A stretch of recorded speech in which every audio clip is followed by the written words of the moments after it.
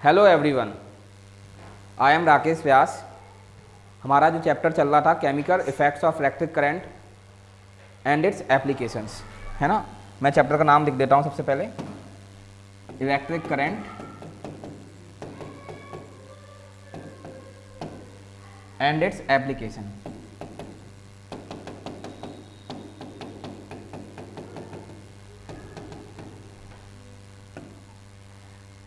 इस चैप्टर में हमने क्या क्या सीखा था या क्या क्या सीखना है हमें। तो सबसे पहले हमें करंट क्या होता है ये पता चलेगा। करंट से पहले बेटा चार्ज के बारे में नॉलेज मिलेगी कि चार्ज किसे कहते हैं। चार्ज के बाद बेटा रेजिस्टेंस बताया जाएगा। रेजिस्टेंस के बाद बेटा क्लासिफिकेशन बताया जाएगा मटेरियल्स का।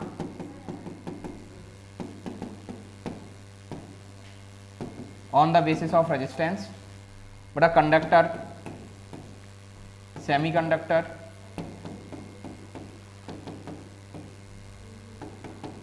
And insulator, right. नेक्स्ट हमें करंट की एप्लीकेशन देखनी है ना, जैसे कि हीटिंग इफेक्ट ऑफ करंट,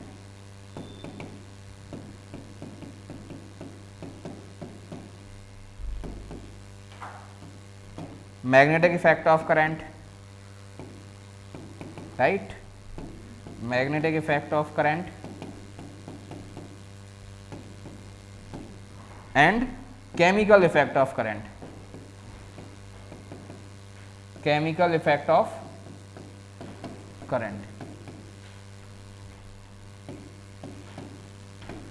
हम लोगों को ये सारी चीजें आज समझनी है। स्टार्ट करते हैं बेटा। तो सबसे पहले बात कर लेते हैं चार्ज की। What is charge? चार्ज किसे कहते हैं? Charge is the property of material. ये क्या है? मटेरियल की प्रॉपर्टी है बेटा। Charge is the property of material, है ना। चार्ज बेटा मटेरियल की प्रॉपर्टी है। चार्ज बेटा दो प्रकार के होते हैं, पॉजिटिव एंड नेगेटिव। बेटा ये मैंने मेटल एंड नॉन मेटल में समझाया था कि किसी भी सब्सटेंस पे चार्ज जनरेट कैसे होता है। जैसे अगर कोई जितने भी मेटल्स हैं उन सबके पास एटम्स हैं और हर एक एटम्स के पास बेटा उनका स्ट्रक्चर है। एटम का स्ट्रक्चर मैंने केमिस्ट्री में बताया है आप लोगों को कि सेंटर में न्यूक्लियस है और न्यूक्लियस के अंदर प्रोटॉन और न्यूट्रॉन्स हैं और न्यूक्लियस के बाहर सेल्स हैं जिसमें इलेक्ट्रॉन्स क्या कर रहे हैं? रोटेट कर रहे हैं। और इलेक्ट्रॉन्स ही केमिकल रिएक्शंस में पार्टिसिपेट करेंगे क्योंकि हर एक एलिमेंट अपने आप को स्टेबल करना चाहता है और इलेक्ट्रॉनिक कॉन्फ़िगरेशन को अचीव करना चाहता है। और फिर वो कैसे करेगा? By the transferring of electrons. या तो वो इलेक्ट्रॉन्स को एक्सेप्ट करेगा या इलेक्ट्रॉन्स को डोनेट करेगा। अगर इलेक्ट्रॉन्स को डोनेट कर रहा है तो उस पर पॉजिटिव चार्ज जनरेट हो जाएगा और अगर इलेक्ट्रॉन्स को एक्सेप्ट कर रहा है तो उसी सब्सटेंस पर नेगेटिव चार्ज जनरेट हो जाएगा क्योंकि ओवरऑल इलेक्ट्रॉन्स की संख्या ज़्यादा या कम हो जाएगी। In whole neutral atom, atom अगर न्यूट्रल है उसका मतलब ये है कि इलेक्ट्रॉन्स और प्रोटॉन्स की संख्या बराबर है। लेकिन अगर उस एलिमेंट के एटम्स ने रिएक्शंस की है तो इसका मतलब उसने केमिकल रिएक्शंस में पार्टिसिपेट किया है, तो इसका मतलब ये है कि उसने इलेक्ट्रॉन्स को ट्रांसफर किया है। ये अलग बात है कि वो एक्सेप्ट कर रहा है कि डोनेट कर रहा है। मैंने आपको ये भी बताया है कि मेटल्स जो हैं वो इलेक्ट्रॉन्स को डोनेट करेंगे और नॉन मेटल्स जो हैं वो इलेक्ट्रॉन्स को एक्सेप्ट करेंगे। इसीलिए जितने भी मेटल्स हैं वो सबके पास पॉजिटिव चार्ज है और जितने भी नॉन मेटल्स हैं उन सबके पास नेगेटिव चार्ज है, ठीक। और ये यूनिवर्सल डेफिनेशन है मेटल एंड नॉन मेटल की, इसका कहीं भी कोई एक्सेप्शन नहीं है। मैंने जितनी भी फिजिकल प्रॉपर्टीज मेटल्स की बताई थी, जितनी भी फिजिकल प्रॉपर्टीज नॉन मेटल्स की बताई थी, अप्रॉक्स सबका एक्सेप्शन बताया मैंने। लेकिन ये जो केमिकल प्रॉपर्टी है मेटल और नॉन मेटल की, इनका कोई एक्सेप्शन नहीं होता। जैसे कि ये जो प्रॉपर्टी है मेटल, अगर इलेक्ट्रॉन्स कोई भी सब्सटेंस डोनेट कर रहा है, कोई भी सब्सटेंस अगर इलेक्ट्रॉन को डोनेट कर रहा है तो वो मेटल ही होगा, उसको मेटल ही बोलेंगे। और अगर कोई भी नॉन मेटल इलेक्ट्रॉन्स को एक्सेप्ट कर रहा है तो वो नॉन मेटल है। फिर चाहे एनी फिजिकल प्रॉपर्टी में एक्सेप्शन आ रहा है तो उसका एक्सेप्शन बोल दिया जाएगा। हम फिजिकल प्रॉपर्टीज पर ज़्यादा ध्यान नहीं देंगे, पर केमिकल प्रॉपर्टीज के अकॉर्डिंग डेफिनेशन फॉलो होनी चाहिए। तो इस तरीके से चार्ज बेटा एक्वायर होता है मेटल्स पर या किसी भी सब्सटेंस पर। तो मैंने अभी क्या बताया, चार्ज जो हैं वो दो प्रकार के होते हैं, पॉजिटिव एंड नेगेटिव। बड़ा नेचर में सबसे छोटा चार्ज, नेचर में सबसे छोटा चार्ज बेटा होता है इलेक्ट्रॉन्स का, और जितना चार्ज इलेक्ट्रॉन्स का होता है उतना ही प्रोटॉन्स का होता है। लिख देता हूं, in nature the smallest charge which exist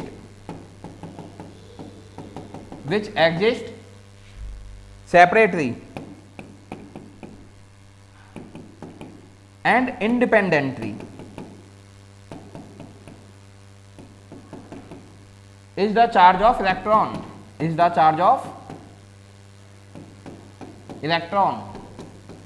बड़ा मैं क्या बोल रहा हूं कि इस पूरे ब्रह्मांड में नेचर में सबसे छोटा चार्ज बेटा इलेक्ट्रॉन का होता है।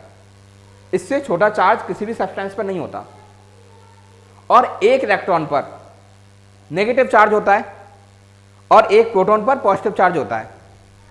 और इलेक्ट्रॉन्स पर जितना चार्ज होगा उतना ही चार्ज प्रोटॉन्स पर होगा क्या, और इलेक्ट्रॉन्स पे जितना चार्ज है उतना ही चार्ज प्रोटॉन्स पर है, तभी तो atom as a whole electrically neutral है। तो वो चार्ज कितना होता है, चार्ज ऑन वन इलेक्ट्रॉन, एक इलेक्ट्रॉन का चार्ज कितना होता है 1.6 इंटू 10⁻⁻⁻⁹ कूलाम। ये बड़ा कूलाम मैं बताऊंगा अभी, ये चार्ज की एसआई यूनिट है, पर एक इलेक्ट्रॉन पर चार्ज कितना है 1.6 इंटू 10⁻⁻⁻⁹ कूलाम। और ये कैसा है, मैग्नीट्यूड कैसा है इसका, नेगेटिव, सॉरी मैग्नीट्यूड तो ये है 1.6 इंटू 10⁻⁻⁹ कूलाम। नेचर कैसा है इसका, नेगेटिव है बेटा, है ना। और यहीं पर अगर प्रोटॉन की बात करूंगा मैं तो सेम चार्ज है पर नेचर कैसा होगा, पॉजिटिव, राइट। तो ये चार्ज की डेफिनेशन बेटा याद रखना है। चार्ज को मेजर किससे किया जाता है ये देख लेते हैं, SI unit of charge. Charge की एसआई यूनिट क्या है बेटा, कूलाम। बेटा सी से लिखा जाता है, सी से लिखा जाता है बेटा। तो चार्ज की एसआई यूनिट क्या है, कूलाम है। अब बेटा नेक्स्ट बात ये आती है कि एक कूलाम चार्ज में कितने नंबर ऑफ इलेक्ट्रॉन्स प्रेजेंट हैं, एक कूलाम चार्ज में कितने नंबर ऑफ इलेक्ट्रॉन्स प्रेजेंट हैं, ये क्वेश्चन बेटा करना है अपने को। अब ये पता लगाना है। नेक्स्ट सबसे इंपॉर्टेंट, ये बेटा बहुत बार पूछा भी गया है कि in one coulomb charge how much electrons are present.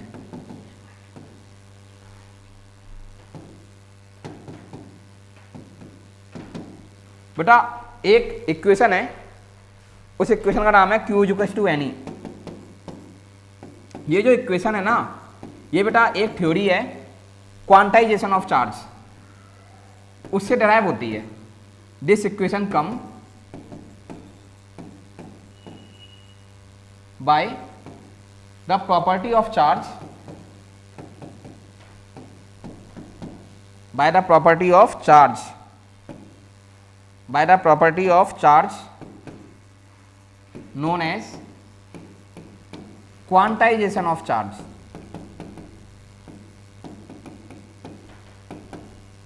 बेटा वैसे तो ये 11वीं क्लास की बात है, पर थोड़ा सुनो। क्वांटाइजेशन ऑफ चार्ज का मतलब होता है कि चार्ज बेटा फ्रैक्शंस में ट्रांसफर नहीं होता, चार्ज हमेशा इंटीग्रल मल्टीपल्स में ट्रांसफर होता है। और किसके इंटीग्रल मल्टीपल्स में, जो चार्ज इलेक्ट्रॉन्स पर है उसके इंटीग्रल मल्टीपल में। चार्ज जब भी किसी बॉडी पर एक बॉडी से दूसरी बॉडी में जब ट्रांसफर होगा तो कभी भी फ्रैक्शंस में ट्रांसफर नहीं होगा, वो हमेशा जो इलेक्ट्रॉन का चार्ज है कितना 1.6 इंटू 10⁻⁻⁹ कूलाम, उसका इंटीग्रल मल्टीपल से बड़ा चार्ज ट्रांसफर होगा। समझ रहे हो। तो ये होता है Q = NE। अब जब इसको रखोगे बेटा, यहां देख लेते हैं, यहां Q तो समझ में आ रहा है, चार्ज है। Q क्या है, चार्ज है। Q क्या है, चार्ज है बेटा। Q चार्ज है। अब देखो बेटा यहां पर N क्या है, एन है बेटा number of electrons, number of, जो कि मुझे फाइंड करने हैं कि एक कूलम चार्ज में कितने नंबर ऑफ इलेक्ट्रॉन्स हैं। और ई क्या है यहां पर, ई है बेटा चार्ज ऑफ वन इलेक्ट्रॉन, एक इलेक्ट्रॉन पर कितना चार्ज है बेटा ये है। तो जब इसको बेटा वैल्यू पुट करेंगे अगर, तो Q equal to n e, n बेटा मुझे फाइंड करना है, e number of charge of electrons है, चार्ज ऑफ वन इलेक्ट्रॉन, तो कितना बताया मैंने 1.6 इंटू 10 की पावर -19 कूलम। और मुझे ये पता लगाना है कि 1 कूलम चार्ज में कितने नंबर ऑफ इलेक्ट्रॉन्स हैं, तो मैं यहाँ 1 कूलम चार्ज लिख दूंगा।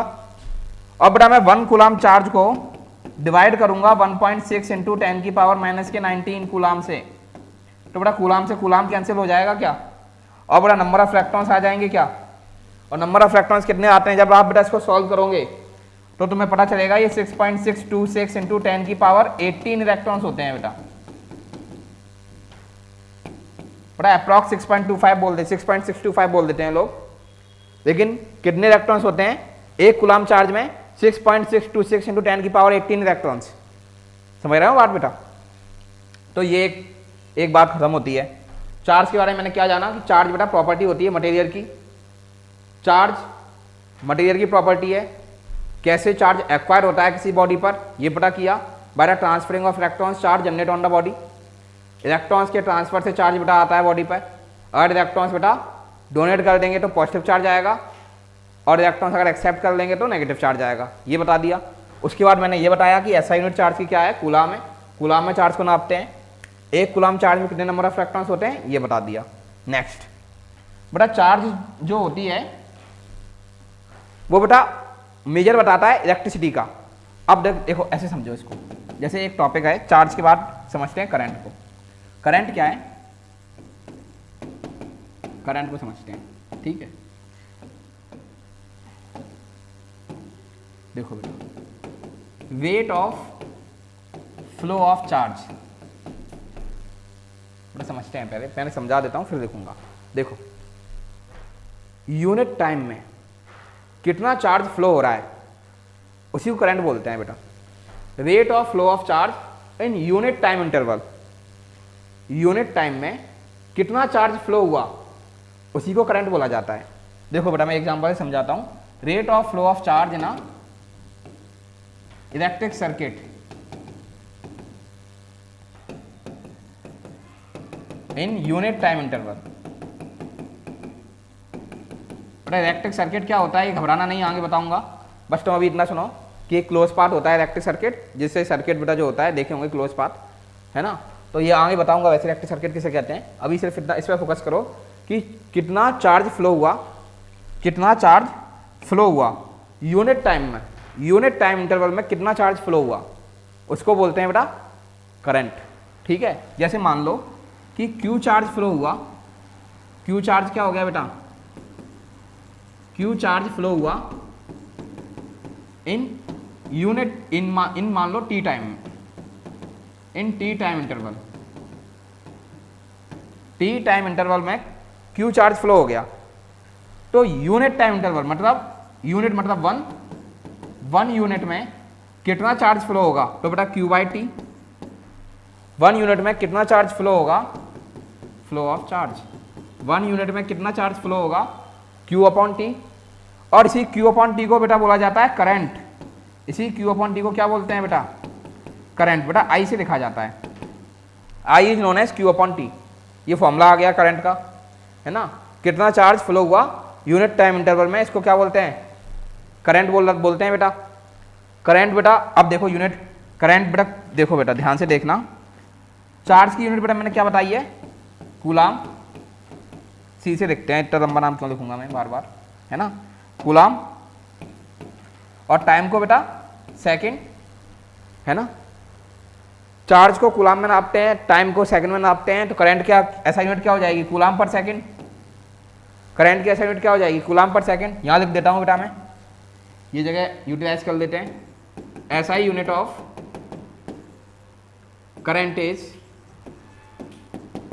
कूलम पर सेकंड, इसी कूलम पर सेकंड को क्या बोला जाता है विच इज नोन एज, इसी कूलम पर सेकंड को क्या बोला जाता है which is known as ampere, इसको एम्पियर बोलते हैं बेटा, राइट। एम्पियर को बेटा ए से लिखा जाता है। अच्छा एक बात ध्यान से सुनना कि एम्पियर जो है ना बहुत बड़ी यूनिट है। मतलब अगर कहीं पर सुनो कि 1 एम्पियर करंट फ्लो हो रहा है, इसका मतलब वो थोड़ा करंट नहीं है, बहुत ज़्यादा करंट फ्लो हो रहा है, समझ रहे हो। तो ampere is the very bigger unit of current. इसलिए हम लोग सर्किट्स में करंट को नापते हैं, किस में नापते हैं, मिली एम्पियर्स में बेटा, 10⁻³ एम्पियर में नापा जाता है, समझ रहे हो। ये एम्पियर बेटा बहुत बड़ी यूनिट है करंट की, ठीक है। आगे सुनो। अच्छा अगर आपको करंट दिया है सर्किट में, टाइम दिया है, तो आप बेटा फॉर्मूला क्यू चार्ज पूछते हैं वो लोग, तो क्यू बराबर आई टी, बेटा ये फॉर्मूला भी याद रखना, यहाँ ये 2 फॉर्मूले याद रखना, आई बराबर Q/T, क्यू बराबर आई टी। ये वैसे तो एक ही फॉर्मूला है, बस रिवॉल्व कर दिया है इक्वेशंस को और फंडामेंटल डेराइव्ड क्वांटिटीज़ को, बस, ठीक है। तो आई बराबर Q/T या क्यू बराबर आई टी, ये जो है ये फॉर्मूला याद रखना है, ठीक है। अब नेक्स्ट आगे चलते हैं बेटा। देखो करंट समझ गए, चार्ज समझ गए, नेक्स्ट आता है बेटा potential difference. Potential difference, potential difference को लिखा जाता है बेटा बी से। पोटेंशियल डिफरेंस किससे लिखा जाता है, वेरी गुड, वी से। तो it is the amount of work done. बेटा कौन वर्क डन करेगा, जो हमारी बैटरी होगी बेटा, जो हम लगाएंगे एज अ सोर्स पावर, जिससे हम पावर देंगे सर्किट में, वो वर्क डन करेगा। बेटा काम क्या होगा उसका कि चार्ज को एक जगह से दूसरी जगह ट्रांसफर करना है। यूनिट टाइम में बेटा कर लो तो अच्छी बात है, उसी को क्या बोलते हैं, पोटेंशियल डिफरेंस बोलते हैं। It is the amount of work done by battery या सेल, जो भी लगाओ बेटा, बैटरी लगाते हैं सर्किट में, amount of work done by battery, किसमें, in moving the charge from one point to another. बेटा एक जगह से दूसरी जगह चार्ज को ट्रांसफर करने में जो काम हमें करना पड़ेगा, हमें मतलब बैटरी को, जो काम बैटरी को करना पड़ेगा उसको क्या बोलेंगे, पोटेंशियल डिफरेंस बोलेंगे। लिख देते हैं बेटा, it is the amount of work done, it is the amount of work done, है ना। ये क्या है, अमाउंट है वर्क डन का, कौन करेगा, बाय बैटरी। लिख देता हूँ बेटा मैं, ऐसा नहीं है कि सिर्फ बैटरी करेगी बेटा, अलग अलग सोर्स के द्वारा काम कराया जाता है, ठीक है। It is the amount of work done by battery in transferring charge, in transferring charge from one point to another, from one point to another in a electric circuit, in a electric circuit, है ना, is known as potential difference, ठीक है बेटा। Major किस में किया जाता है इसको बेटा, ये भी समझ लो। इसकी एसआई यूनिट क्या है बेटा, volt. It's SI unit is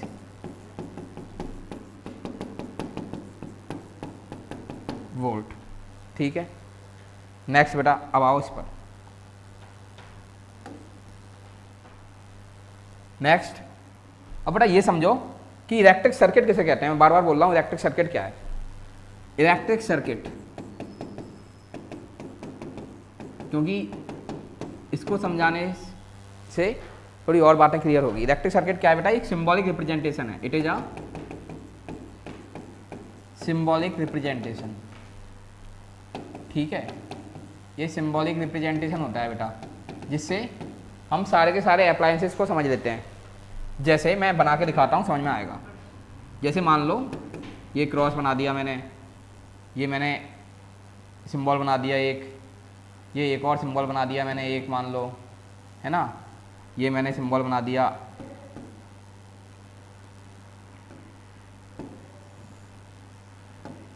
देखो ये एक और सिंबल बना दिया, है ना, ये मान लो, ठीक है।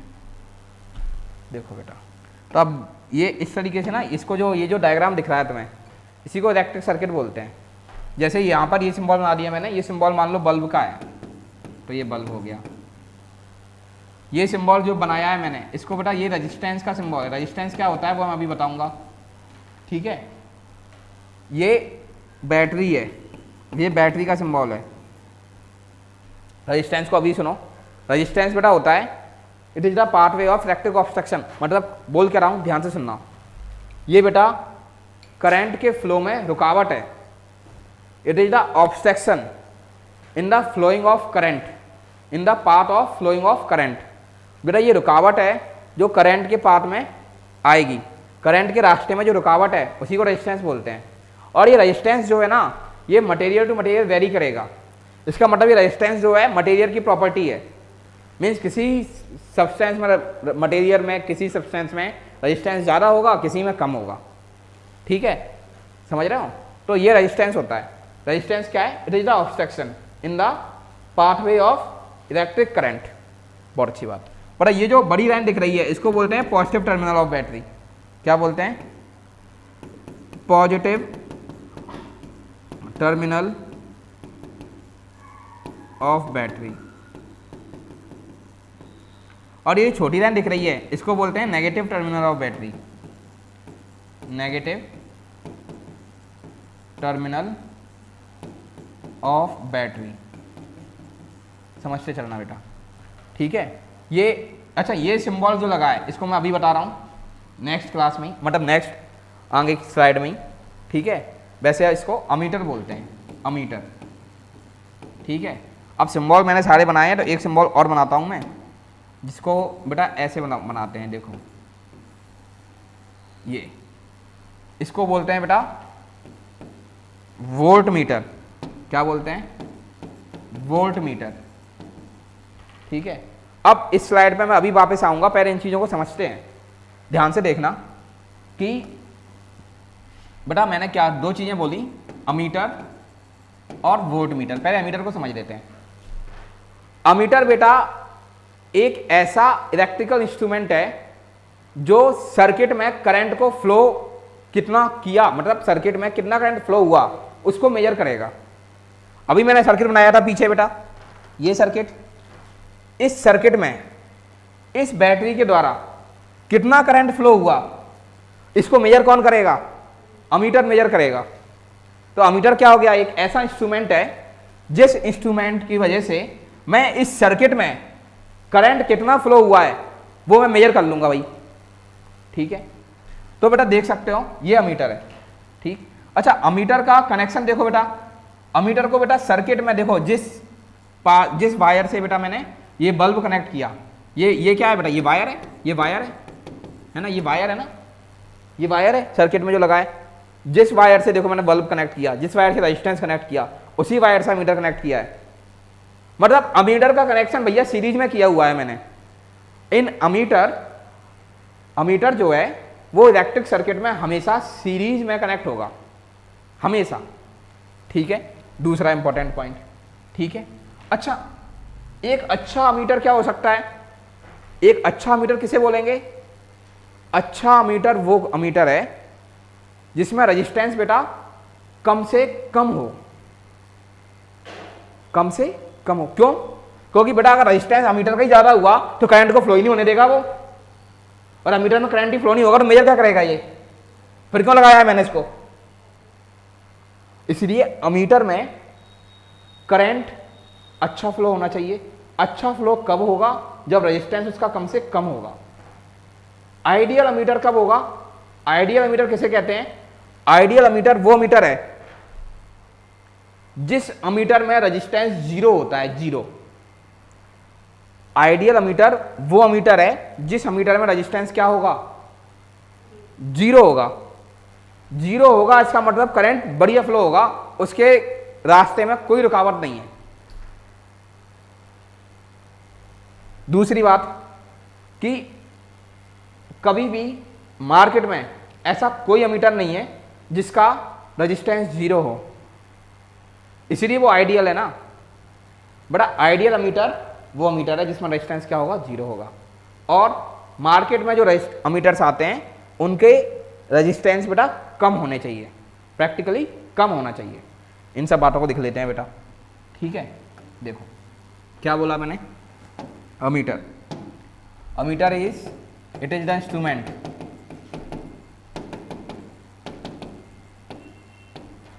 which is used to measure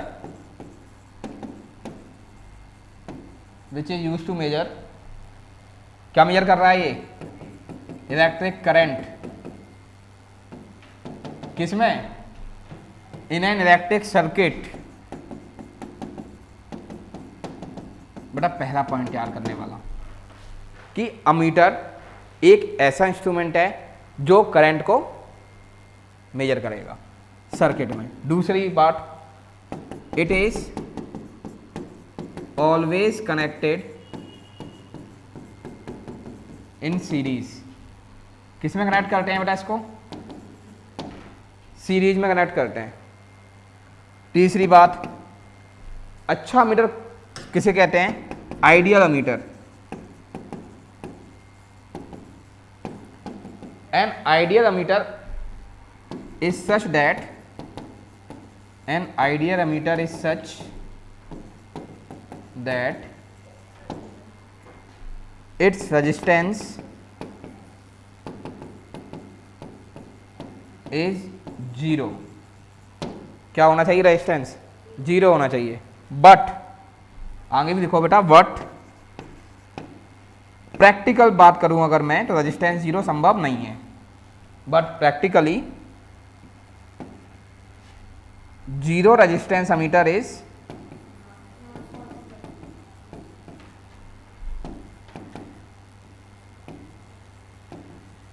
not exist। बड़ा है ही नहीं मार्केट में, इसलिए an ammeter in market should have low resistance। ठीक बात है, बोलो कोई समस्या? नेक्स्ट इंस्ट्रूमेंट मैंने लगाया बेटा वोल्ट मीटर। बेटा वोल्ट मीटर की कहानी सुन लेते हैं, ध्यान से देखना। ये जो वोल्ट मीटर है, ये देखो सर्किट में मैंने लगाया है वोल्ट मीटर। ये जो वोल्ट मीटर है, ये बेटा देखो पहली बार कनेक्शन देखो इसका, ये सीरीज में कनेक्ट किया है, पर ये देखो बेटा ये पैरेलल में कनेक्शन है इसका। यहीं पर तो कनेक्ट नहीं कर दिया सेम वायर के साथ, बेटा पैरेलल ही वायर निकाला है मैंने, ये पैरेलल में कनेक्शन है।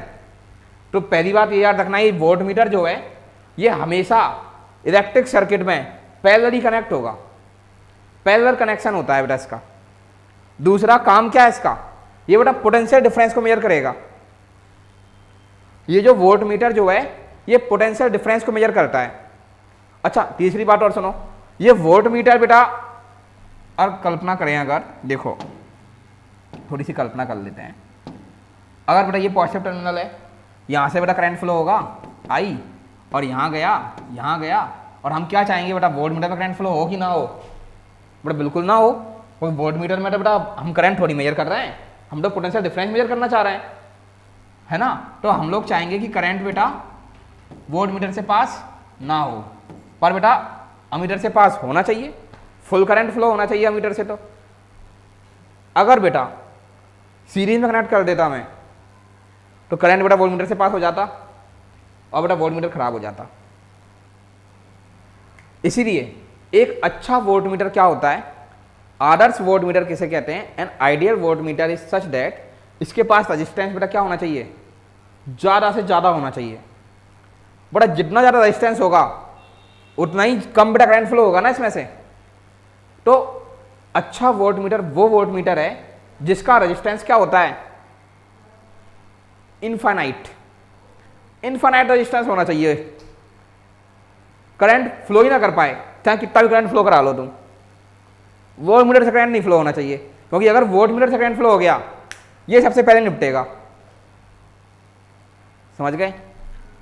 लिख लेते हैं इस चीज को भी। तो वोल्ट मीटर क्या है? It is an electrical instrument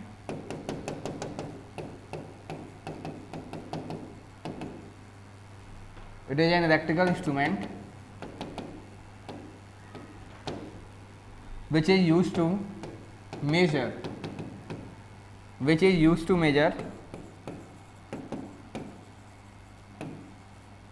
potential difference, which is used to measure potential difference in a electric circuit. दूसरी बात क्या बताई मैंने? दूसरी बात बेटा ये है कि इसको हमेशा कनेक्ट किया जाता है, it is always connected in, बताओ, it is always connected in parallel to the electric circuit.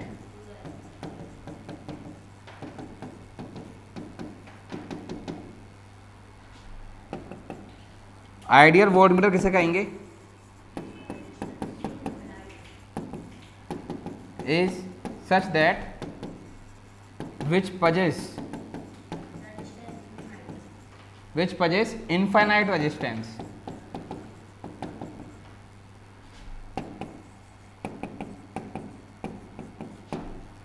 ठीक है, पर यही बेटा सेम इनफाइनाइट रेजिस्टेंस बेटा मार्केट में होता नहीं है, कोई ऐसा वोल्टमीटर है ही नहीं जिसके पास इनफाइनाइट रेजिस्टेंस हो.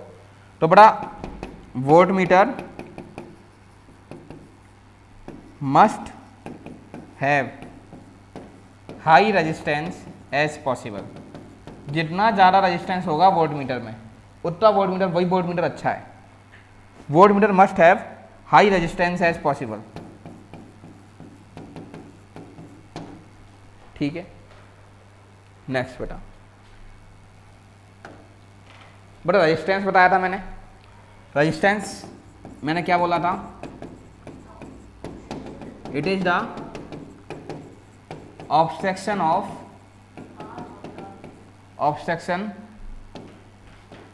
in the pathway of electric current in a electric circuit. बड़ा ये रुकावट ही तो है. ये जो सिंबल बनाया था मैंने, ये जो सिंबल है ये रेजिस्टेंस का सिंबल है.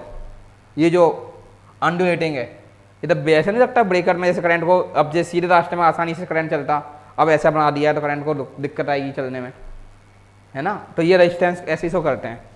ठीक है, वोल्ट मीटर बता दिया, मीटर बता दिया, रेजिस्टेंस पे चल रही है बात. ठीक है, रेजिस्टेंस हो गया. ठीक है, रेजिस्टेंस को मेजर किस में किया जाता है? इट इज measured in ओम. बेटा ओम से मेजर किया जाता है. देखो इसकी कहानी सुनते हैं पहले. देखो बेटा बड़ी सिंपल कहानी है. एक लॉ है, इसको अभी आते हैं इस पर. एक लॉ है जिसको बोलते हैं ओम्स लॉ. बेटा ये क्लास 10 का है, बता देते हैं थोड़ा सा. देखो अकॉर्डिंग टू ओम्स लॉ क्या है? According to Ohm's law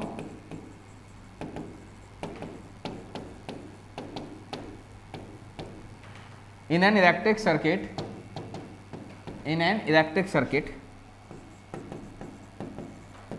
according to Ohm's law in an electric circuit the potential difference किसका? across the circuit. Potential difference is directly proportional to the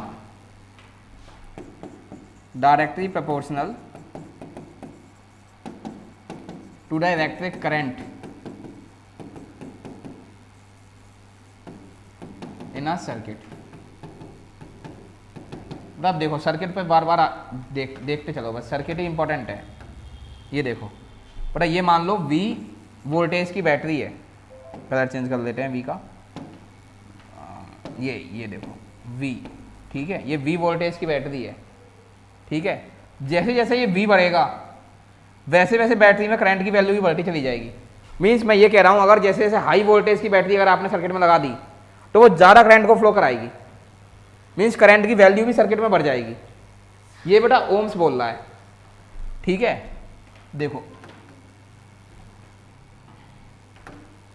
तो देखो V जो है वो डायरेक्टली प्रोपोर्शनल टू I है. इसका मतलब क्या है? इसका मतलब मैंने अभी बताया कि जैसे जैसे करंट की वैल्यू आप इंक्रीज करेंगे, करंट की वैल्यू इंक्रीज अपने हाथ में नहीं है, अपने हाथ में पोटेंशियल डिफरेंस को इंक्रीज करना है अपन तो पोटेंशियल डिफरेंस इंक्रीज कर सकते हैं, करंट को कैसे इंक्रीज कर लेंगे? तो जैसे जैसे पोटेंशियल डिफरेंस इंक्रीज करेंगे वैसे वैसे करंट की वैल्यू भी क्या हो जाएगी सर्किट में, इंक्रीज हो जाएगी। तो बेटा ये जो कांस्टेंट ऑफ प्रोपोर्शनलिटी आएगा वो आता है बेटा आर, और ये जो आर है ना इसी को रेजिस्टेंस बोलते हैं, इसी को रेजिस्टेंस बोलते हैं बेटा। तो आर जो रेजिस्टेंस जो है ना ये रेशियो है किसका, V अपॉन आई का। तो इसको ऐसे भी डिफाइन किया जाता है, आर जो रेजिस्टेंस जो ये कितनी रुकावट कर सकता है, V बाई आई कितनी रुकावट कर सकता है। आर क्या है, रेजिस्टेंस है, it is the ratio of, ये रेजिस्टेंस की डेफिनेशन बता रहा हूं मैं दूसरी, it is the ratio of potential difference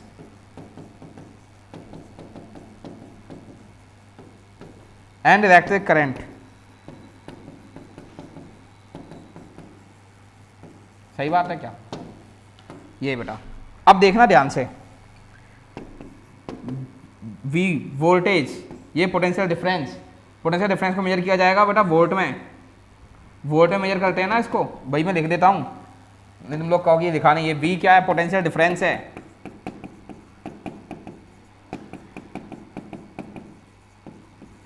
ये I क्या है, ये I करंट है, ठीक है, R रेजिस्टेंस है, सब लिख दिया। अब देखो ये पोटेंशियल डिफरेंस को मेजर किस में करेंगे, वोल्ट में,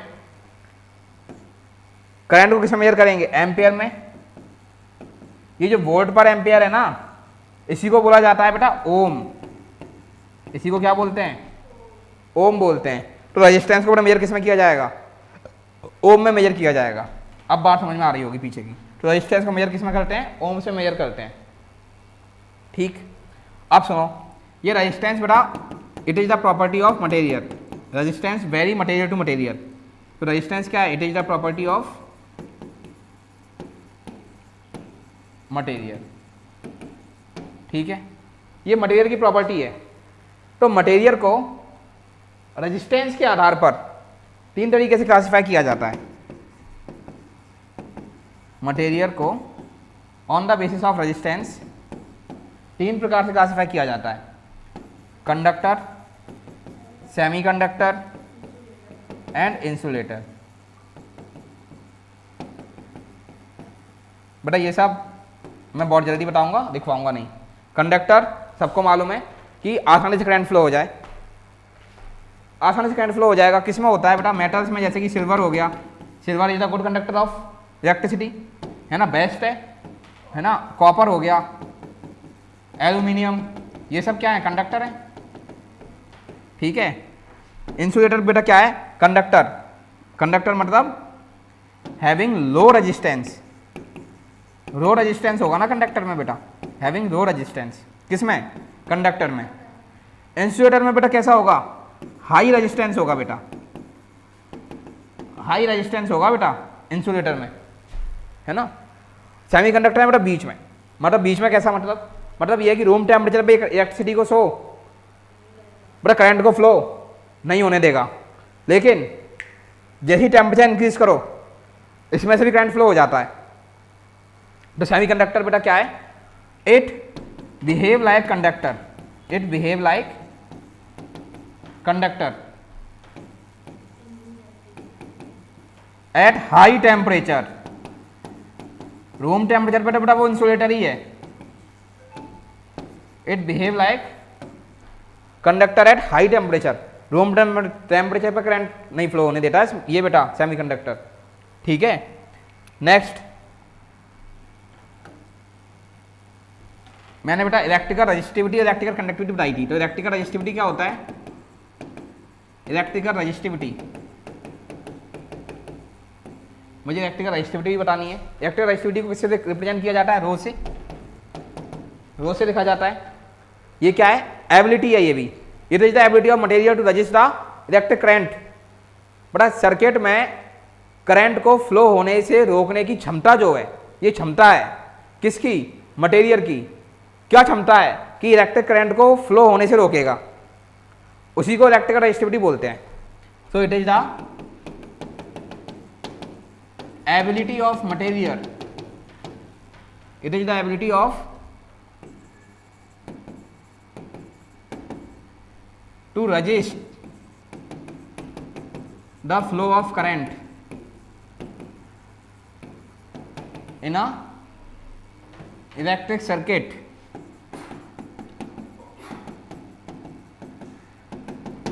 इसी को क्या बोलते हैं, इलेक्ट्रिकल रजिस्टिविटी बोलते हैं। निकालते कैसे हैं बेटा, मैंने बताया भी था। देखो बड़ी सिंपल सी बात है, बड़ी सिंपल सी बात है।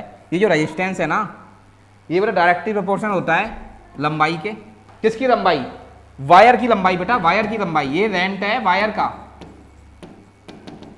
और ये बेटा रेजिस्टेंस जो है ना, ये इनवर्सली प्रोपोर्शनल होता है एरिया का। किसका एरिया, ये ट्रांसवर्स क्रॉस सेक्शनल एरिया है वायर का, transverse cross sectional area of wire.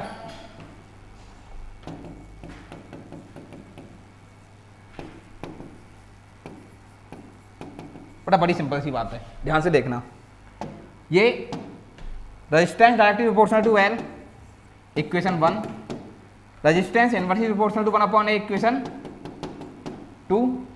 ठीक है, resistance directly proportional to L, equation 1।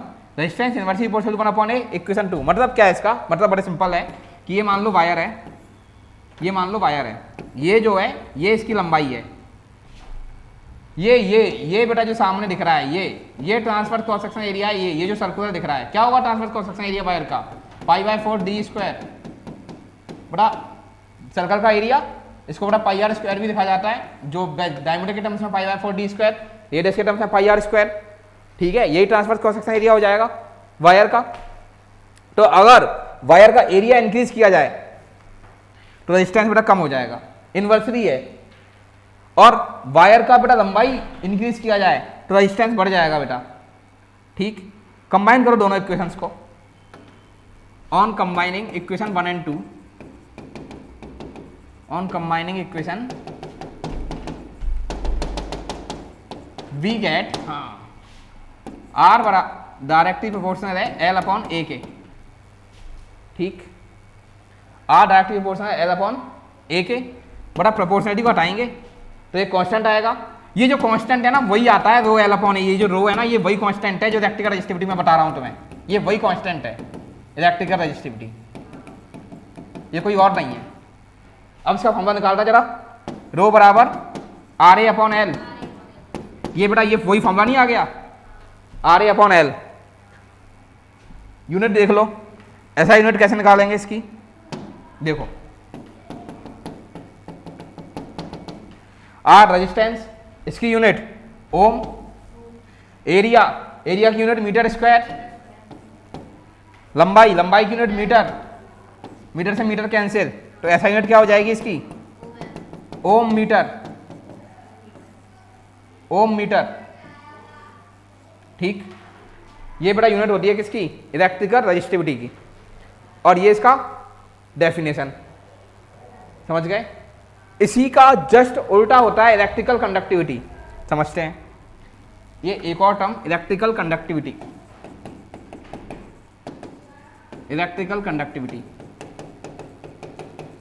क्या मैं बोल सकता, इलेक्ट्रिक कंडक्टिविटी को बोल सकता हूं मैं कि ये इनवर्स है। बिल्कुल, इलेक्ट्रिक कंडक्टिविटी को रिप्रेजेंट किससे करते हैं बेटा, सिग्मा से रिप्रेजेंट किया जाता है।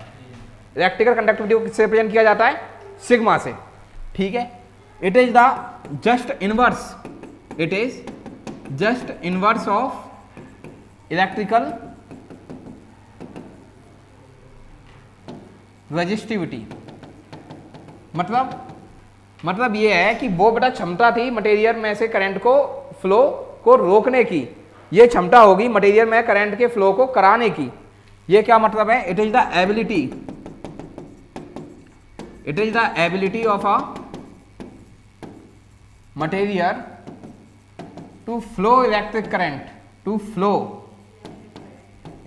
Current in a circuit. अब जरा बात कर लेते हैं थोड़ी सी।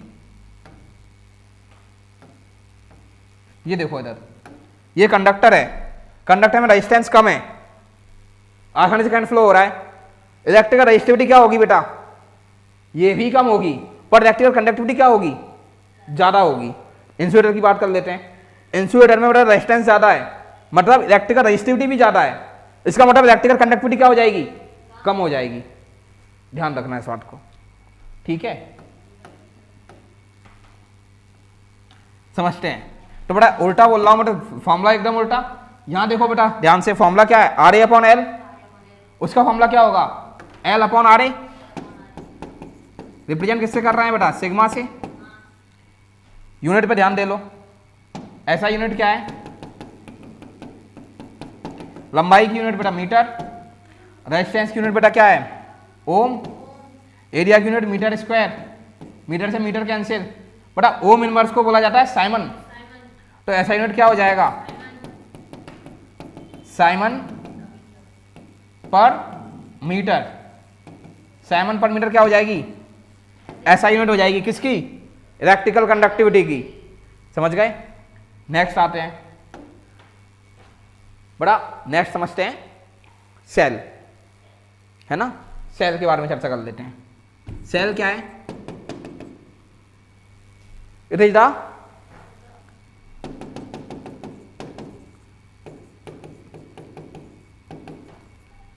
Device, electrical device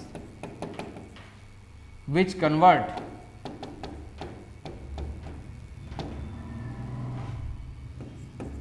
chemical energy into electrical energy। बेटा देखो ये बेटा ऐसा सेल होता है ना, ऐसा है ना, यहाँ थोड़ा सा ऐसा लगा रहता है, यहाँ पर ऐसा देखना ध्यान से, यहाँ बेटा ऐसे फोल्ड रहता है, यहाँ बेटा दिखा रहता है ऐसे एवरेडी करके, है ना, देखा हो कभी। तो एवरेडी को हटाओ बेटा, अपन तो एवरेडी से कोई मतलब नहीं है, अपन को अपने को तो कंसेप्ट समझना है ना। तो बेटा इसमें बेटा ये एवरेडी के अंदर ये सिलेंडर होता है ना, उसमें बेटा भरा रहता है क्या, केमिकल्स। ये केमिकल्स बेटा जब तक इस सेल में होगा, इस केमिकल्स को वो कन्वर्ट करेगा किसमें, इलेक्ट्रिकल एनर्जी में। और जैसे ये केमिकल खत्म, हम सेल को बेटा फेंक देते हैं कि सेल खत्म हो गया। ठीक, तो क्या कर रहा है, ये केमिकल एनर्जी को कन्वर्ट कर रहा है किसमें, ये केमिकल्स भरा हुआ है ना, इसको यूज करेगा ये, और इलेक्ट्रिकल एनर्जी में बेटा इलेक्ट्रिकल एनर्जी तुम्हें प्रोवाइड कराएगा। ठीक है, अब ध्यान से सुनना, ये जो सेल है, अच्छा ये जो इलेक्ट्रिक सेल है, पहले इसको सुनो, इलेक्ट्रिक सेल जो है वो इलेक्ट्रिसिटी देगा हमें कितनी देर के लिए, शॉर्टर ड्यूरेशन के लिए। Electrical cell provide electrical energy for shorter duration, for shorter duration. सही बात है। ये सेल बेटा दो प्रकार के हैं, प्राइमरी सेल और सेकेंडरी सेल। प्राइमरी सेल किसे कहते हैं, प्राइमरी सेल वो सेल हैं जिनको एक बार यूज करने के बाद आप द्वारा रिचार्ज नहीं कर पाओगे, मतलब उनमें रिएक्शन जो है यूनिडायरेक्शन फ्लो होगी, कभी रिएक्शन ट्रांसफर नहीं हो सकती, कभी बैक नहीं जा सकती। मतलब मैं ये कह रहा हूं कि केमिकल एनर्जी हमेशा इलेक्ट्रिकल एनर्जी में ही कन्वर्ट होगी, कभी इलेक्ट्रिकल एनर्जी केमिकल एनर्जी में कन्वर्ट नहीं हो सकती। अगर हो रही होती तो अपन चार्ज नहीं कर देते क्या, नहीं कर पाएंगे, क्योंकि एक ही डायरेक्शन में फ्लो होगा, एक ही डायरेक्शन में रिएक्शन होगी। तो प्राइमरी सेल वो सेल हैं, the cell which can be use only one time, that is recharge is not possible। पर सेकेंडरी सेल में ऐसा नहीं है बेटा, सेकेंडरी सेल में बेटा recharge is possible, these cells can be recharged again and again। समझ रहे हो। अब आगे सुनो, इसके एग्जाम्पल देख लेते हैं, है ना। इसके एग्जाम्पल क्या है, जैसे simple voltaic cell, Daniell cell, Leclanche cell, RLECLANCHE, Leclanche cell. ठीक है, ये सब के सब कैसे हैं, प्राइमरी सेल है। सेकेंडरी सेल देख लेते हैं बेटा, जैसे रेड एक्यूमुलेटर, इसका एग्जाम्पल क्या है, ये सब एग्जाम्पल है, रेड एक्यूमुलेटर है ना। और दूसरा क्या है, एडिशन एक्यूमुलेटर, एडिशन एक्यूमुलेटर। तीसरा क्या है, निकेल आयरन एक्यूमुलेटर।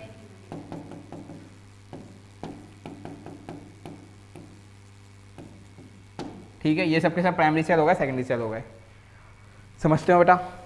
अब आगे सुनो, बैटरी। बैटरी क्या होती है बेटा, ये कॉम्बिनेशन ऑफ सेल होती है। It is a combination of two or more then to cell. ठीक है, बैटरी क्या होती है, it is the combination of two or more than two cell which provide electrical energy। ठीक है, by the mechanism of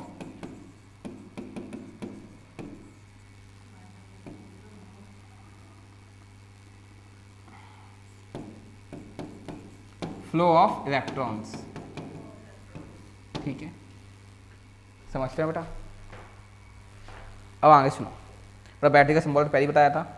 next बेटा fuse, electric fuse. ये electric fuse को समझते हैं बेटा। देखो मैं इसका सर्किट कहाँ है अपना,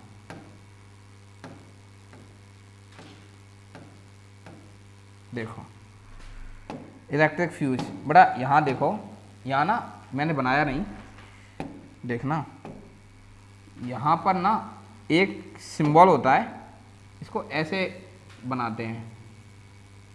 ये बेटा इलेक्ट्रिक फ्यूज जो है ना, ये इलेक्ट्रिक फ्यूज क्यों नहीं बोलना चाहिए मुझे, पहले तुम स्विच को समझो। ये जो सिंबल है इसको स्विच बोलते हैं, स्विच, स्विच है ना। ये सिंबल किसका है, स्विच का। जैसे मैंने स्विच, जैसे ये स्विच होते हैं ना जो होते हैं, जैसे दबाया अपन ने, प्रेस किया तो फैन चालू हो गया, बंद किया तो फैन ऑफ हो गया। क्या हो क्या रहा है, जैसे मैंने फैन चालू किया, जैसे ही मैंने फैन चालू किया तो ये बेटा ये जो स्विच है ना, ये बेटा ऐसे नीचे गिर जाएगा और करंट बेटा फ्लो हो जाएगा। तुम्हारा जो इलेक्ट्रिकल अप्लायंस जो भी होंगे, जैसे बल्ब हो गया, फैन हो गया, वो चल जाएगा। ठीक है, लेकिन अगर मैंने स्विच को ऑफ कर दिया तो ये जो लाइन है ना, ये कट जाती है, तो सर्किट क्या हो जाता है, ब्रेक हो जाता है। ठीक है, तो ऐसे बेटा फैन जो है ऑफ कर देते हो तुम लोग, ऐसे सर्किट को तुम लोग क्या कर देते हो, क्लोज कर देते हो। इसको बोलते हैं स्विच। समझ रहे हो, पहले स्विच समझो, स्विच। ठीक है, तो स्विच, स्विच समझ में, सिंबल बता ही दिया मैंने, है ना। Switch is a device which is use to switch. पहले स्विच को समझाता हूँ।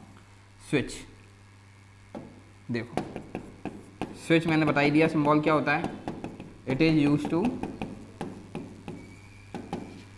It is a device which is use to, device है बेटा ये भी लिख लेना, it is a device which is use to, it is a device which is use to break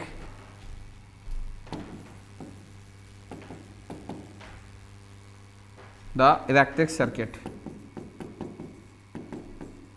break का मतलब मेरा यहाँ से क्लोज या ओपन से, which is use to break मत देखो, ओपन या क्लोज देखो, which is use to open और क्लोज द इलेक्ट्रिक सर्किट। ठीक है, ओपन मतलब तुमने स्विच क्या कर दिया, ओपन से, जैसे सर्किट ओपन हो गया मतलब स्विच काम नहीं कर रहा है, अब इलेक्ट्रिकल अप्लायंसेस ऑफ हैं। जैसे तुमने स्विच ऑन किया, ये बेटा स्विच नीचे गिर जाएगा, सर्किट बेटा में से करंट फ्लो हो जाएगा। ठीक है, सिंपल सी बात, इसको बोलते हैं क्लोज सर्किट। जैसे तुमने बटन को ऑन किया, स्विच के बटन को जैसे ऑन करते हो, जैसे सर्किट क्या हो जाता है, क्लोज हो जाता है। तुम सर्किट क्लोज बटन, उसको बटन को क्लोज करते हो, सर्किट क्या हो जाता है, खुल जाता है। मतलब खुल जाता है इन सेंस कि स्विच ऊपर चला जाता है, करंट बेटा फ्लो नहीं होता। ठीक, नेक्स्ट समझो। नेक्स्ट आता है बेटा इलेक्ट्रिकल फ्यूज। इलेक्ट्रिकल फ्यूज जो मैं बताना चाह रहा था। ठीक है, अब होता क्या है, इलेक्ट्रिकल फ्यूज बोलना चाहिए मुझे, हाँ बिल्कुल बोलना चाहिए। देखो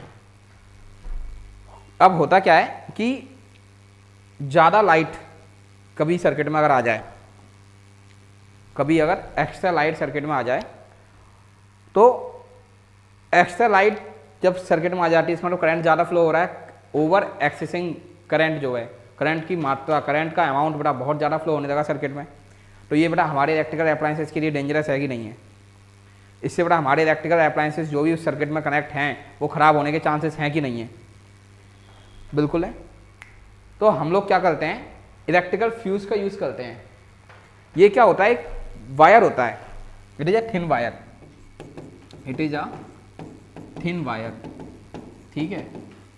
ये क्या करेगा बेटा, मेल्ट हो जाएगा, जैसे करंट बेटा एक्सिस में आएगा सर्किट में, ये पिघल के गिर पड़ेगा, ये मेल्ट होगा और गिर पड़ेगा, तो बेटा सर्किट क्या हो जाएगा, इनकम्प्लीट हो जाएगा, तो बाकी के अप्लायंसेस तो बच जाएंगे, है ना। तो ये एक थिन वायर होता है which is used in circuit, which is used in circuit which melt down. कब मेल्ट डाउन होगा, when comes in contact of axis current. जब करंट बेटा एक्सिस में आएगा सर्किट में, तो बेटा ये अपने आप मेल्ट होगा और सर्किट को बेटा इनकम्प्लीट कर देगा और बाकी के सारे इलेक्ट्रिकल अप्लायंसेस बेटा फ्यूज होने से बच जाएंगे, ठीक है। आजकल बेटा हम लोग ना एमसीबी यूज़ करते हैं, एमसीबी नाउअडेज बेटा इसकी जगह एमसीबी यूज़ किया जाता है। एमसीबी क्या होता है, miniature circuit breaker, miniature circuit breaker, है ना, फुल फॉर्म बेटा पूछा जा चुका है पेपर में, मिनिएचर सर्किट ब्रेकर। ये एमसीबी क्या होता है बेटा, देखा होगा, जैसे करंट बेटा, जैसे लाइट अगर मान लो ज़्यादा आ गई घर में, तो कहते हैं ना लोग घर पे कि एमसीबी जाओ नीचे करके आओ, लाइट बहुत ज़्यादा एक्सेस में आ गई, बंद करो बंद करो बंद करो, बेटा ये वही एमसीबी है ना। अपन बेटा फ्यूज वायर तो बेटा नुकसान होता है ना, तो बंद करो, जैसे ही बंद करते हैं हाँ, तो उसको एमसीबी बोलते हैं, मिनिएचर सर्किट ब्रेकर, ठीक है। इससे क्या होता है कि सर्किट हमारा तो हमने ऑफ कर दिया, लाइट अब चाहे कैसे भी आए, हमारा सर्किट तो बचा, अरे हमारे इलेक्ट्रिकल अप्लायंसेस तो बचे, ठीक है। ये एमसीबी का काम समझ में आया बेटा, मिनिएचर सर्किट ब्रेकर बोलते हैं, इसी को इलेक्ट्रिकल फ्यूज की तरह भी यूज़ किया जाता है, समझ पा रहे हो बेटा। नेक्स्ट बेटा समझते हैं बेटा करंट के यूज़, है ना। तो करंट के यूज़ समझने से पहले बेटा करंट के इफेक्ट समझने पड़ेंगे हमें, इफेक्ट्स ऑफ करंट, है ना, इफेक्ट्स ऑफ करंट। तो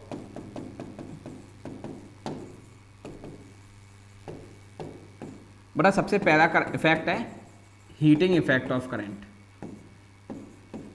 हीटिंग इफेक्ट ऑफ करंट, ठीक है। हीटिंग इफेक्ट ऑफ करंट क्या है कि जब भी करंट बेटा फ्लो होगा किसी वायर में, देखो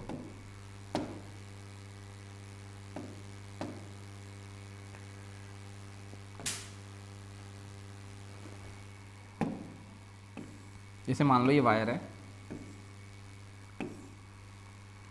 जब भी करंट फ्लो होगा किसी वायर में, ये मान लो करंट फ्लो हो रहा है, ठीक है, ये मान लो करंट फ्लो हो रहा है बेटा, इस वायर का खुद का रेजिस्टेंस भी होगा क्या, भाई वायर किसी न किसी मटेरियल का बना होगा। लेट सपोज मान लो कि कॉपर का वायर है, कॉपर का वायर है, मतलब रेजिस्टेंस माना मैंने कम होगा पर कुछ तो होगा, भाई रेजिस्टेंस तो होगा ना डेफिनेटली, कोई भी ऐसा मटेरियल तो है नहीं जिसमें रेजिस्टेंस जीरो हो जाए, है ना। तो रेजिस्टेंस बेटा कुछ ना कुछ होगा और करंट बेटा फ्लो करेगा वायर में, तो जब करंट फ्लो होगा इस वायर में से, तब इस रेजिस्टेंस बेटा जो भी इसका रेजिस्टेंस होगा इस मटेरियल का, जैसे कॉपर का जो भी रेजिस्टेंस होगा, उसको बेटा उसको ओवरकम करना पड़ेगा ना, उसको लांग करके उसको निकलना पड़ेगा। मीन्स उसको एक तरह से ऐसा नहीं लग रहा तुम्हें कि एक तरह से ओवर क्रॉस करना है, जैसे युद्ध हो, जैसे कि रेजिस्टेंस कह रहा है कि मैं करंट में फ्लो नहीं होने दूंगा, और वो बेटा मटेरियल जो है, वो जो करंट जो है वो कह रहा है कि मैं फ्लो होकर रहूँगा, तो बेटा कुछ ना कुछ एनर्जी बेटा उसकी करंट की फ्लो होगी कि नहीं, करंट की एनर्जी कुछ ना कुछ डिसिपेट होगी कि नहीं होगी, कुछ ना कुछ एनर्जी करंट की बेटा खत्म हो जाएगी। तो बेटा जो करंट की एनर्जी डिसिपेट होगी तो इस वजह से बेटा हीटिंग इफेक्ट आएगा कि नहीं आएगा, भाई फ्रिक्शन भी तो ऐसे ही चलता है, फ्रिक्शन, भाई फ्रिक्शन में हीट क्यों जनरेट होती है, फ्रिक्शन समझते हो ना, फ्रिक्शन में हीट क्यों जनरेट हो रही है कि जब बेटा फ्रिक्शन क्या करता है, हमारे मोशन को अपोज करेगा, ऐसे ही बेटा रेजिस्टेंस भी क्या कर रहा है, भाई करंट के मोशन को अपोजिट कर रहा है। तो इस वजह से करंट के फ्लो बेटा, जब करंट फ्लो होता है किसी वायर में, तो बेटा वो हीटिंग इफेक्ट भी लेके आता है, मतलब वायर को गर्म कर देगा, ठीक है। तो इसको बोलते हैं हीटिंग इफेक्ट ऑफ करंट। तो लिख लो, when current flow in wire,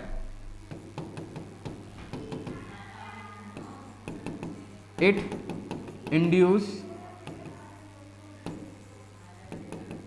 heating, मतलब हीट एनर्जी बेटा मिलती है हमें। इट इंड्यूस या डेवलप कह सकते हैं, इट इंड्यूस या डेवलप हीट एनर्जी। बेटा करंट जब भी फ्लो होगा तब बेटा हीट एनर्जी भी होती है, और हीट एनर्जी भी बेटा रोल प्ले करेगी। इस हीट एनर्जी का बहुत यूज किया जाता है बेटा। एप्लीकेशन देख लेते हैं फटाफट, application of heat energy.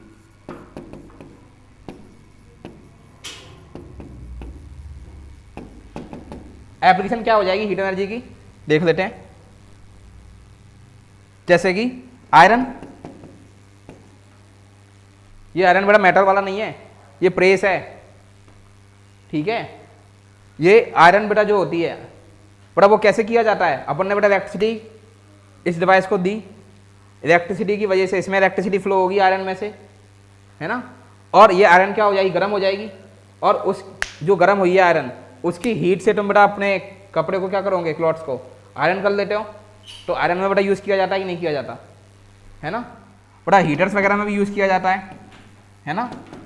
Heaters बेटा करंट बेटा फ्लो होता है तो हीटर बेटा निकलता है ना, हीट निकलती है, हीटर नाम ही हीटर है, हीट रिलीज कर रहा है वो। बेटा खाना वगैरह बनते हैं इसमें, कुकिंग में यूज़ होता है ना ये हीटर, है ना, कुकिंग में यूज़ होता है, ठीक है। तो ये सारे क्या हो जाएंगे, इलेक्ट्रिकल अप्लायंसेस हो जाएंगे। जैसे कि बल्ब वगैरह जो है, ये बल्ब भी बेटा देखा होगा तुमने, जैसे कभी बल्ब जैसे पुराने ज़माने के बल्ब आते थे येलो वाले, वो बेटा जैसे जल रहे हो अगर तो बेटा इसको बंद करो और तुरंत उसको छुओ, वो तुम्हारा हार्ट जल सकता है, इतना गर्म हो जाता है वो। इसका कारण क्या है कि हीट बेटा निकलती है करंट में से जब करंट फ्लो होता है तब। समझ पा रहे हो। नेक्स्ट दूसरा क्या है, दूसरा इफेक्ट क्या हो जाएगा, मैकेनिकल नहीं, magnetic effect of current. Magnetic effect of current क्या होता है, मैग्नेटिक इफेक्ट ऑफ करंट का मतलब ये है बेटा कि जब भी करंट फ्लो होगा किसी वायर में से तो बेटा वो अट्रैक्शन भी शो करेगा, मैग्नेटिक प्रॉपर्टी भी रखता है अपने पास में। देखो बेटा मैं समझाता हूँ क्या है। जैसे ये मान लो वायर है, ठीक है, इस वायर में से मान लो करंट फ्लो हो रहा है, ठीक है। तो बेटा ये ना मैग्नेटिक प्रॉपर्टी भी शो करेगा। कैसे पता चला मुझे, बेटा मैग्नेटिक कंपास को रखो इसके सामने, इस करंट के वायर के सामने, ये जो वायर है इसके पास बेटा मैग्नेटिक कंपास को ले जाओ। मैग्नेटिक कंपास को जब तुम ले जाओगे तो जो मैग्नेटिक निडल है, मैग्नेटिक निडल क्या हो जाएगी बेटा, डेविएट फ्रॉम ओरिजिनल पोजीशन, जो उसकी वास्तविक पोजीशन है उससे मैग्नेटिक निडल क्या हो जाती है बेटा, डेविएट हो जाती है। मैग्नेटिक निडल डेविएट हो जाती है अपनी वास्तविक पोजीशन से। इसका मतलब क्या हो गया कि इस वायर में तो कुछ नहीं था, वायर के अंदर जो करंट है उसके अंदर बेटा मैग्नेटिक प्रॉपर्टी है तभी डेविएट हुई, है ना। तो इसका मतलब क्या प्रूव हुआ, दिस इंडिकेट्स, ये बेटा ये क्या इंडिकेट कर रहा है, दिस इंडिकेट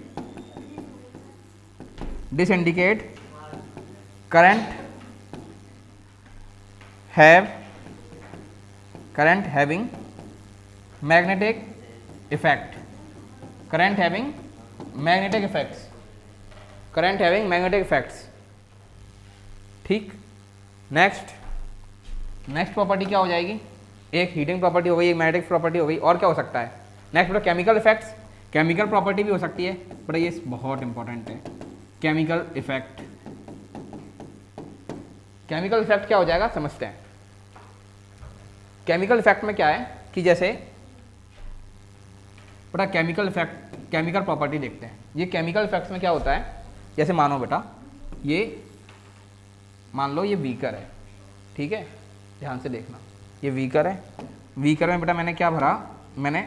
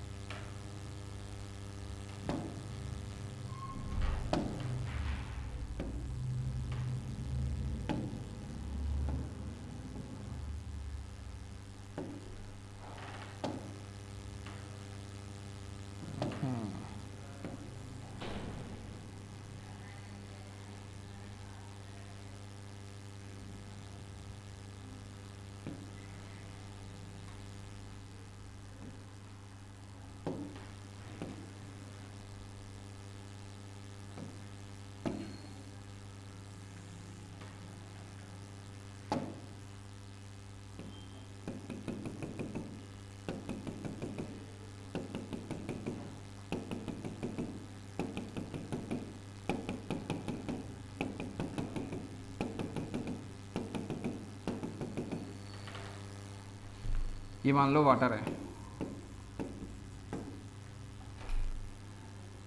वाटर मत मानो, क्योंकि वाटर में बेटा करंट फ्लो होगा नहीं। प्योर वाटर में ये भी याद रखना करंट फ्लो नहीं होता, प्योर वाटर में करंट कभी फ्लो नहीं होता, ठीक है। ये मान लो कोई भी सॉल्यूशन है, ये सॉल्यूशन मान लो किसी भी सॉल्ट का, जैसे मान लो NaCl, ठीक है, NaCl का सॉल्यूशन है। और बेटा मैंने क्या किया, मैंने इसमें इलेक्ट्रोड लगा दिए। इलेक्ट्रोड क्या होता है, एक बेटा प्लेट है, एक दो प्लेट हैं वो मैंने कनेक्ट कर दी, ठीक है, ये दो प्लेट हैं वो मैंने कनेक्ट कर दी, ठीक है। ये मान लो मैंने इलेक्ट्रोड लगा दिया, ठीक है। इलेक्ट्रोड बेसिकली क्या होता है, प्लेट है, दो प्लेट मेटल्स की, दो प्लेट्स हैं मेटल्स की, वो डिप कर दी है मैंने, ठीक है। अब एक को बोलते हैं कैथोड और एक को बोलते हैं एनोड। उससे पहले बेटा मैंने बैटरी से कनेक्ट किया है, ठीक है। ये जो पॉजिटिव वाली है इस पर बेटा जैसे ये देखो बैट चार्ज फ्लो होगा ना बेटा, वो करंट फ्लो होगा, तो बेटा ये जो पॉजिटिव टर्मिनल आ जाएगा, ये वाला जो ये इलेक्ट्रोड कौन सा कैसा हो जाएगा, पॉजिटिव, और ये बेटा नेगेटिव वाला है, ये कैसा हो जाएगा, नेगेटिव, बैटरी की वजह से। तो ये जो पॉजिटिव टर्मिनल वाला जो इलेक्ट्रोड है उसको बोला जाता है बेटा एनोड, और ये जो नेगेटिव टर्मिनल वाला है उसको बोला जाता है कैथोड, ठीक है। अब बेटा ये Na पॉजिटिव और ये Cl नेगेटिव, ये मान लो सॉल्ट के सॉल्यूशन से जो बेटा आयंस में टूट जाएंगे बेटा, ये लोग तो बैटरी की वजह से करंट फ्लो होगा ना इनमें से, जैसे करंट फ्लो होगा ये बेटा NaCl बेटा डिसोसिएट हो जाएंगे आयंस में, Na पॉजिटिव और Cl नेगेटिव। अब बेटा आप देखो यहाँ पर बेटा मान लो मैंने कोई और भी मेटल लगा दी, जैसे मैंने ये इलेक्ट्रोड लगा दी, मैंने मान लो कोई भी और मेटल भी सॉल्यूशन भर दिया इसमें, जैसे मान लो टिन है, टिन, ठीक है, टिन को बेटा सिंबल Sn बोलते हैं, टिन का सिंबल Sn होता है, ठीक है। ये आ गई। अब ये तो मेटल है बेटा, ये मान लो इस सॉल्यूशन में डिप किया मैंने, कोई किसी भी तरीके से मैंने ये टिन का आयंस जो है इस सॉल्यूशन में मैंने भेज दिए, वो मेरा हाथ में है, मैं भेज सकता हूँ। अब मैं करूँगा क्या, ये टिन जो आएगा बेटा, अब जैसे ये रन करेगा तो ये बेटा पॉजिटिव चार्ज, ये तो इस पर टिन बेटा मेटल है, ये बेटा पॉजिटिव चार्ज जनरेट करेगा, है ना, पॉजिटिव चार्ज जनरेट कर लेगा। इस पर कैसा चार्ज आएगा भाई, पॉजिटिव चार्ज, ये पॉजिटिव चार्ज जनरेट करेगा, तो बेटा ये किस प्लेट पर डिपॉजिट होना शुरू कर देगा, नेगेटिव प्लेट पर, बिल्कुल अट्रैक्शन होगा ना, पॉजिटिव नेगेटिव चार्ज में अट्रैक्शन होगा, तो ये पॉजिटिव टिन जो है वो नेगेटिव प्लेट पर क्या हो जाएगा, एक्यूमुलेट हो जाएगा, एक्यूमुलेट होना शुरू हो जाएगा, डिपोजिशन होना स्टार्ट हो जाएगा, है ना। तो मैं कर क्या रहा हूँ, किसी एक मेटल पर दूसरे मेटल की बेटा रियरिंग नहीं कर रहा क्या मैं, केमिकल इफेक्ट्स में, इलेक्ट्रोप्लेटिंग में, है ना। ये मान लो कोई मेटल का होगा कैथोड, मैंने इस तरीके से क्या दूसरे टिन की बेटा रियरिंग नहीं कर रहा, मैं इस पर डिपोजिशन नहीं करा रहा टिन का इस मेटल पर, ठीक है। इस प्रोसेस को क्या बोला जाता है बेटा, इलेक्ट्रोप्लेटिंग। इसको क्या बोलते हैं, इलेक्ट्रोप्लेटिंग। इलेक्ट्रोप्लेटिंग का मतलब क्या है कि किसी मेटल पर दूसरे मेटल की रियरिंग करना, ट्रांसफर करना किसी मेटल को दूसरे मेटल पर अपने फायदे के लिए। फायदा क्या होगा कि उस मेटल को जंग से बचाएंगे, उस मेटल की दिखने में बेटा जो थोड़ा एस्थेटिक अपीयरेंस बढ़ जाएगा, ठीक है, ये फायदा है। तो ये बेटा केमिकल इफेक्ट होता है, ये केमिकल इफेक्ट की वजह से हम लोग बेटा इलेक्ट्रोप्लेटिंग कर लेते हैं, ठीक है। केमिकल इफेक्ट, करंट बेटा केमिकल इफेक्ट होते हैं ना। और ये भी याद रखना बेटा, शॉर्ट्स होंगे तो ही करंट बेटा जनरेट होगा, अदरवाइज करंट बेटा फ्लो ही नहीं होता, ठीक है। जैसे यहाँ पर ऑर्गेनिक कोई सॉल्वेंट ले लूँ मैं, जैसे मान लो शक्कर भर दूँ, शक्कर के सॉल्यूशन रख दूँ मैं, पूरा करंट फ्लो ही नहीं होगा, हमेशा आयंस होने चाहिए तभी करंट फ्लो हो पाएगा, ठीक है। अब समझना ध्यान से। तो इलेक्ट्रोप्लेटिंग मैंने क्या बताया, इलेक्ट्रोप्लेटिंग सबसे पहला क्या है, electroplating is the application of chemical effect of electric current. पहली बात इलेक्ट्रोप्लेटिंग क्या है, इट इज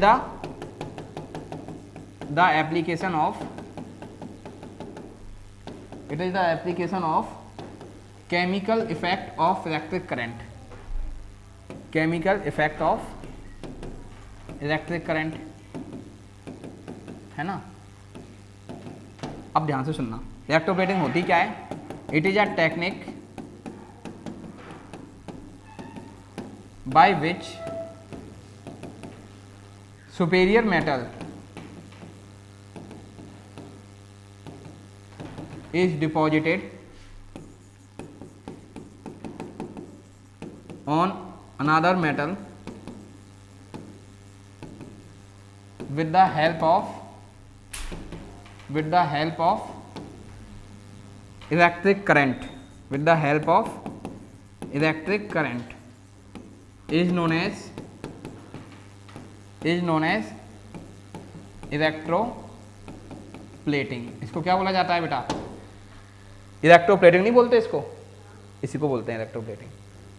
ठीक है, तो ये जो इलेक्ट्रोप्लेटिंग है इसमें बेटा किस किस को मेटल को कर सकते हैं? जैसे टिन है, टिन को चला देते हैं बेटा कैन पर। जिस टिन कैंस देखी है ना बेटा तुमने, तो टिन कैंस बेटा आयरन की कैंस होती हैं, तो आयरन की कैंस पर बेटा टिन की कोटिंग कर देते हैं with the help of electroplating. तो इससे होता क्या है? कोरोजन से बच जाती है। मैं अच्छे से लिख देता हूँ, coating of tin on iron cans. तो वो क्या कहते हैं तुम लोग उसको? फिर टिन कैन बोलने लग जाते हो। ठीक है, क्यों करते हैं? As a because tin is more resistance, tin is more resistant to corrosion. मतलब टिन की जैसी तुमने कोटिंग की, टिन की जैसी तुमने कोटिंग की तो ये कोरोजन से बच गया ना, टिन से कोरोजन नहीं होगा, है ना। और क्या कर सकते हैं बेटा? जैसे बेटा ज्वेलरी देखी होगी तुमने, ज्वेलरी वाले क्या करते हैं? सुनार जो हैं वो गोल्ड की और सिल्वर की क्या कर देते हैं? ऐसी इलेक्ट्रोप्लेटिंग की हेल्प से, जैसे मैंने अभी बताया टिन से, जैसे अभी बताया ना इलेक्ट्रोप्लेटिंग, है ना, ऐसे इलेक्ट्रोप्लेटिंग की हेल्प से, ये इलेक्ट्रोप्लेटिंग बताई मैंने, ये इलेक्ट्रोप्लेटिंग की हेल्प से, इसी इलेक्ट्रोप्लेटिंग की हेल्प से किसी भी मेटल पर सिल्वर या गोल्ड की कोटिंग कर देते हैं। ठीक है, इनको बोला जाता है आर्टिफिशियल ज्वेलरी। इनको क्या बोलते हैं? Artificial jewellery. और मार्केट में धनाधन बेच रहे हैं बेटा। ठीक है, तो ये artificial jewellery use in coating of gold and silver on any metal done by, कौन करता है बेटा? ज्वेलरी वाले कर देते हैं, डन बाय ज्वेलर्स, है ना, done by jewellers with the help of electroplating, with the help of electric current. इसी को क्या बोलते हैं? इलेक्ट्रोप्लेटिंग बोलते हैं ना, with the help of electric current. इसी को क्या बोलते हैं बेटा? ये जो जैसी कोटिंग करेंगे और मेटल जो बन के तैयार होगी, इसको क्या बोलते हैं? आर्टिफिशियल ज्वेलरी बोला जाता है। This is known as artificial jewellery. Artificial jewellery जो है ना, इन्हीं को बोला जाता है। This is known as artificial jewellery, this is known as artificial jewellery. Sir को बुलाओ। ठीक है, समझते हैं बेटा?